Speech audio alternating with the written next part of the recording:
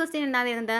സ്വതന്ത്ര ഭാരതത്തിലെ ആദ്യ മന്ത്രിസഭയിൽ വാർത്താവിനിമയ വകുപ്പ് മന്ത്രി ആരായിരുന്നു എന്നാണ്.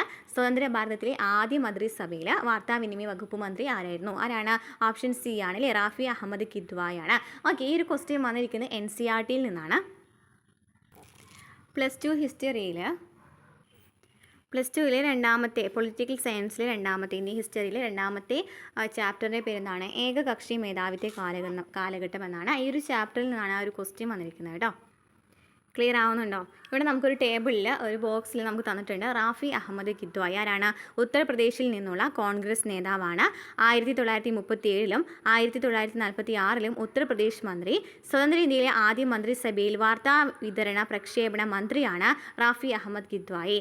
കാലഘട്ടത്തിലെ 1952-54 കാലഘട്ടത്തിലെ ഭക്ഷ്യകൃഷി മന്ത്രിയും കൂടിയായിരുന്നു റാഫി അഹമ്മദ് കിദ്വായി.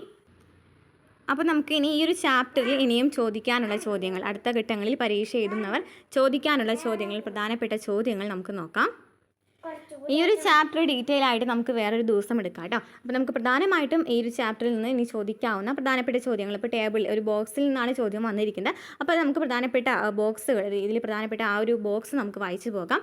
അതുപോലെ തന്നെ നമുക്ക് കഴിഞ്ഞ ജിയോഗ്രഫി ക്വസ്റ്റ്യൻസ് നോക്കുകയാണെന്നുണ്ടെങ്കിലും ബോക്സിൽ നിന്ന് നന്നായി ചോദ്യങ്ങൾ വന്നിട്ടുണ്ട്. ഓരോ ബോക്സുകളും അത്രയും ഇമ്പോർട്ടൻസ് കൊടുത്ത് പഠിക്കാം കേട്ടോ.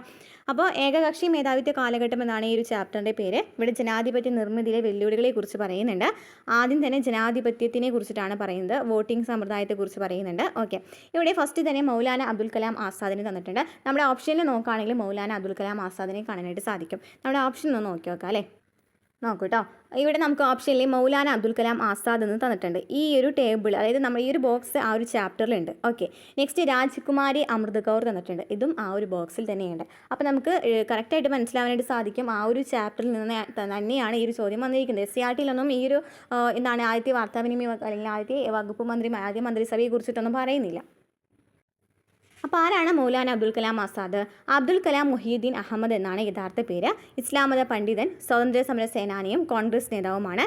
ഹിന്ദു മുസ്ലിം ഐക്യത്തിൻ്റെ വക്താവാണ് മൗലാന അബ്ദുൽ കലാം ആസാദ്. ഹിന്ദു മുസ്ലിം ഐക്യത്തിൻ്റെ വക്താവാണ് മൗലാന അബ്ദുൽ കലാം ആസാദ്. വിഭജനത്തിന് എതിരായിരുന്നു. ഭരണഘടനാ നിർമ്മാണ സമിതിയിലെ അംഗമാണ്.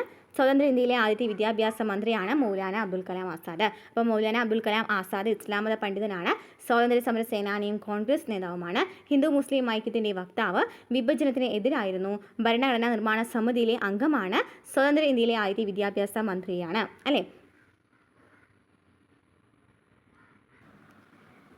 ചരിത്രത്തിലെ ഏറ്റവും വലിയ ചൂതാട്ടം എന്ന് ചോദിക്കുകയാണെങ്കിൽ ഏതാണ്? ചരിത്രത്തിലെ ഏറ്റവും വലിയ ചൂതാട്ടം ഏതാണ്?